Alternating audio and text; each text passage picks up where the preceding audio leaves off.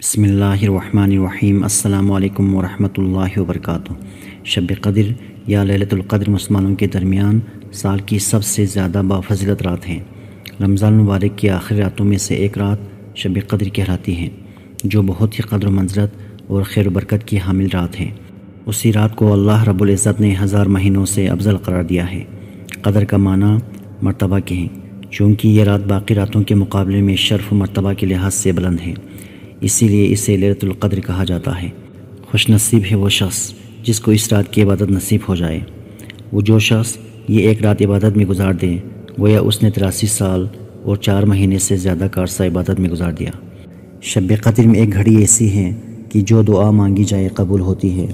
نبی اکرم صلی اللہ علیہ وآلہ وسلم کا ارشاد ہے کہ شب قدر میں حضرت جبرائیل علیہ السلام فرشتوں کے گروہ کے ساتھ اترتے ہیں اور جس شخص کو ذکر وغیرہ میں مشغول دیکھتے ہیں اس کے لیے رحمت کی دعا کرتے ہیں۔ مظاہر حق میں لکھا ہوا ہے کہ اسی رات میں ملائکہ کی پیدائش ہوئی اور اسی رات میں حضرت آدم علیہ السلام کا مادہ جمع ہونا شروع ہوا۔ اسی رات میں جنت میں درخت لگائے گئے۔ اسی رات میں حضرت عیسیٰ علیہ السلام آسمان پر اٹھائے گئے اور اسی رات میں بنی اسرائیل کی توبہ قبول ہوئی۔ جس شخص نے شب قدر میں عشاء اور صبح کی نماز جماعت سے پڑھ لی، اس نے بھی اس رات کا ثواب پا لیا۔ شب قدر نہایت ہی عظیم رات ہے۔ اس کی عظمت و فضیلت اور قدر و منزلت بڑھانے کے لیے اللہ رب العزت نے اس کے نام کی مستقل ایک سورت قرآن میں نازل فرمائی۔ حضور اکرم صلی اللہ علیہ وآلہ وسلم خود بھی اس شب میں خصوصی طور پر اللہ تعالیٰ کی یاد کرنے کے لیے بیدار رہتے اور اپنے گھر والوں کو بھی اس کی ترغیب دلاتے تاکہ اس کی فضیلت سے زیادہ فائدہ اٹھایا جا سکے۔ شب قدر کی ایک خصوصیت یہ ہے کہ اس شب میں گناہ گاروں کی بخشش ہوتی ہے۔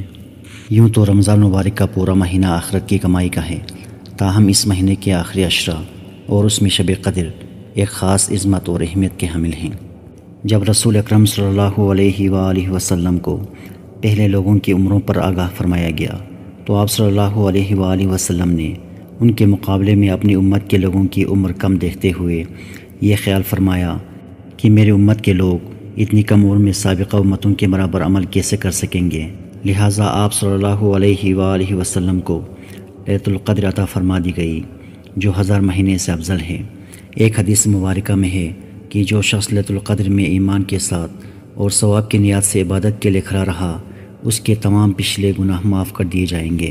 حضرت انس رضی اللہ تعالیٰ عنہ سے مروی ہے کہ ایک مرتبہ رسول اکرم صلی اللہ علیہ وآلہ وسلم نے رمضان مبارک کی آمد پر فرمایا، یہ جو ماہ تم پر آیا ہے اس میں ایک ایسی رات ہے جو 1000 ماہ سے افضل ہے۔ جو شخص اس رات سے محروم رہ گیا، گویا وہ سارے خیر سے محروم رہا، اور اس رات کی بھلائی سے وہی شخص محروم رہ سکتا ہے جو واقعتاً محروم ہو۔ حدیث مبارکہ ہے کہ شب قدر رمضان مبارک کی آخری طاق راتوں میں پائی جاتی ہیں، لہٰذا ہمیں رمضان مبارک کی آخری عشرے کی طاق راتوں میں عبادت کا خصوصی اہتمام کرنا چاہیے تاکہ اللہ رب العزت کی رحمت کی مستحق قرار پائے۔ یہ عظیم رات گناہ گاروں کی مغفرت اور مجرموں کی جہنم کی آگ سے آزادی کی رات ہے۔